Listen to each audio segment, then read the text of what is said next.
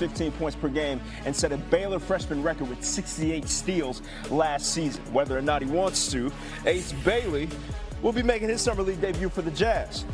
Bailey averaged 18 points per game last season, which included a 39-point performance that tied the most points in a game by a Rutgers freshman.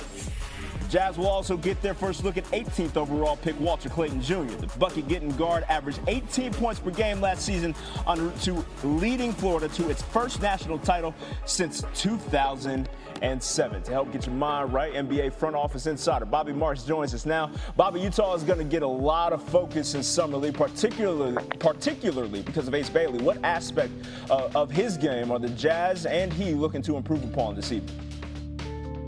Well, I call him the master of the mid-range, but that also is his Achilles here. And I think when you look at the overall body of work of Ace Bailey and what we could expect in Utah, here's three things that I'm looking forward for him to do. The ability to get to the rim and finish with contact. Shot less than 50% of his layups as far as getting to the rim. What does Utah do with him as a playmaker here? Roughly over 1.3 assists per game, 2 turnovers per game at Rutgers, and then a shot creator. He has the canny of making the tough shot, but also taking the tough shots here. So Summer League is a little bit of a trial and error, but certainly the ability to become a playmaker during these couple games in Utah is something I'm going to keep an eye on. This is the time I imagine that they want him to make the mistakes if necessary. Now, today could also feature someone that you're saying is, quote, probably the best athlete in this year's draft, and it's not Cooper Flag. Who could that possibly be, Bobby?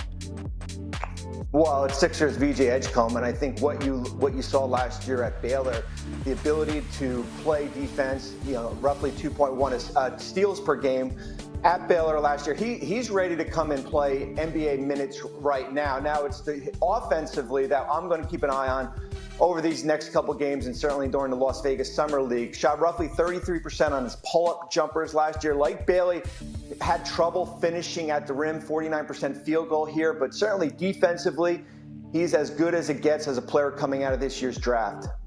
Again, you can see VJ in action this evening, 9 p.m. Eastern on ESPN Summer League action in Salt Lake City. Now, LeBron James is well beyond his Summer League days, Bobby, but still finds himself at the forefront of the news cycle regarding his future in LA. How realistic is it that the Lakers can go out and get more help for both him and Luka?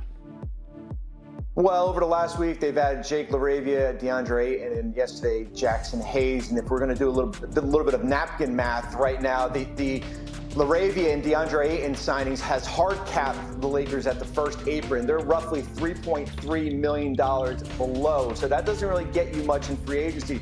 The likelihood is that they're going to sign second-round pick Ado Thero. If they want to create more room, they're going to have to waive a player like Shake Milton. His $3 million contract becomes guaranteed on July 15th. That would give them the ability to go out and sign another player, potentially to the veteran minimum exception. They do have those expiring contracts if they want to be a player out in the trade market.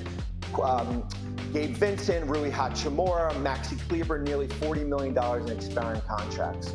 The Lakers trying to make some money moves, trying to figure out exactly which timeline to play on, either present or future, fresh off that first-round exit to the Wolves. Bobby Marks, we appreciate you, man. Once again, he's been a regular here lately. Bobby, who are 3 players that we should keep an eye on in Salt Lake City Summer League? Starting with a guy that Danny Ainge was determined to draft, who did show up after all.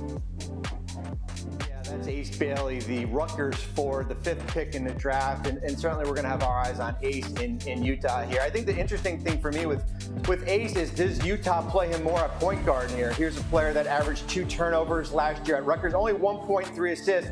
And as you know, Hannah, Summer League is about experimenting. VJ Edgecombe is the next player, the 3rd overall pick in the draft. The 76ers guard is probably the most athletic player in this year's draft, 2.1 assists last year at Baylor. Another player who is going to probably experiment, a little bit upside.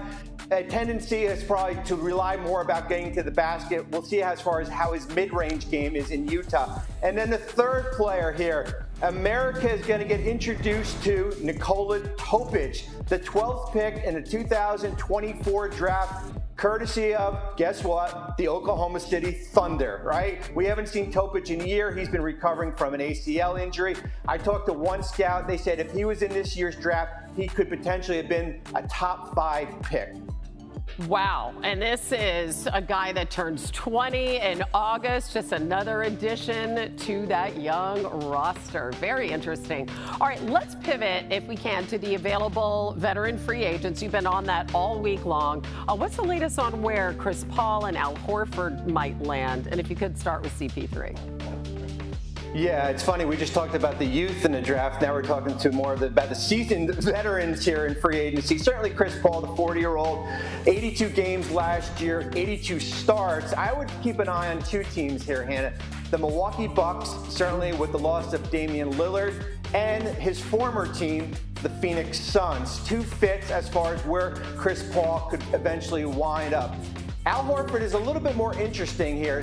A team like Golden State, who lacks front court depth with Horford here, 39, has averaged at least 6 rebounds in every season here. A lot of what happens with Horford in Golden State is dependent on Jonathan Kuminga, the restricted free agent who still is unsigned. But hopefully by the end of next week, both those players will have a new home. I love the idea of Horford with the Warriors. Yeah, that's really interesting way to round out that roster. Finally, you know, we're doing 50 states in 50 days, and we're in Missouri today. So what about the future of a St. Louis native? Let's talk about Bradley Beal, signed for 2 more years there in Phoenix. 2nd year as a player option, also has a no-trade clause. So what's the latest on his future with them?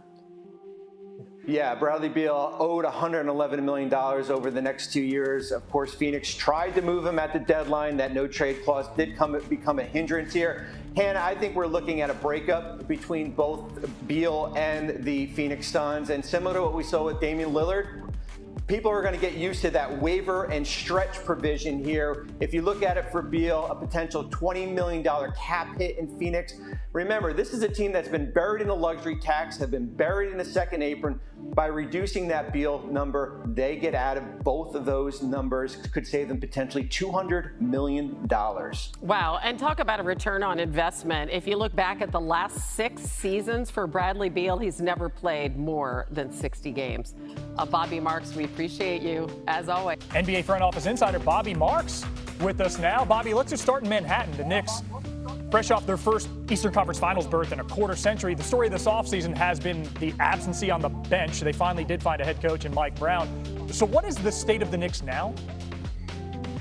Well, it's NBA Finals or bust here. Certainly when you go to an Eastern Conference Finals this past year, and then you go fire your head coach in Tom Thibodeau, I think where you look at them in the Eastern Conference, they're like the last man standing, them in Cleveland, with all these teams with injuries in Indiana and Milwaukee and Boston. Certainly, you return your starting 5, including Jalen Brunson and Karl Anthony Towns. You have your 2 top bench players, Mitchell Robinson and Deuce McBride.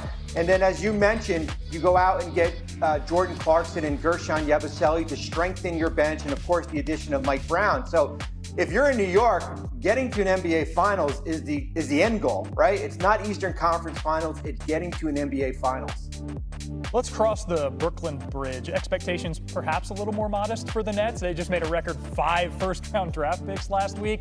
Bobby, when you look at what they're building at Barclays Center, how do you assess the state of the Nets? Yeah, player development 101. They're almost like the Western Conference version of the Oklahoma City